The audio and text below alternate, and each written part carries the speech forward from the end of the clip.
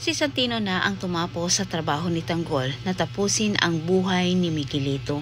Samantala, nasukol nga nila Lucio itong si Tanggol pero hindi naman nagtagumpay ang kanilang bitag na inihanda para kay Tanggol. Agad namang humingi ng backup itong si Lucio kay Roberto. Ngunit huli na ang lahat sapagkat ang mga kaibigan ni Tanggol ay nagsidatingan naman ang apat para tulungan ang kanilang kaibigan. Sa puntong ito sa kanilang misyon ay nagtagumpay sila at samantalang si Santino sa kabilang banda ay kumilos na rin para tulungan ang buhay ni Miguelito.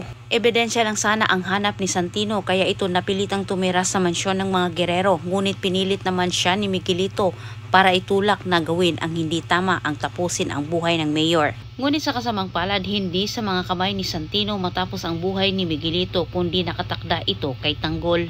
Simula na sa paniningil nila Tanggol at inuunan niya itong balikan itong si Divina. Nagkaisang makipagkita ang mga Mondragon sa kanilang mga kaalyado.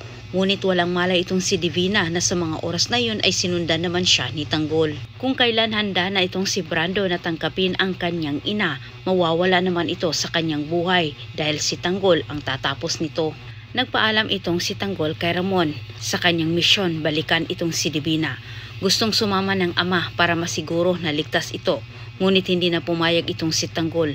Anya nito kailangan umano nitong mag-ipon ng lakas para sa pangalawa nilang misyon.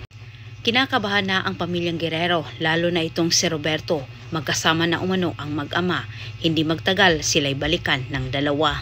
Sa pagtangka ni Santino sa buhay ni Miguelito, ito na kaya ang hudyat para lusubin ni Tanggol ang mansyon ng mga Guerrero para tuldukan ang buhay nilang lahat at para iligtas din itong si Santino. Yan po ay antabayan na ninyo ang susunod kong update. Daghang salamat sa pagtanaw.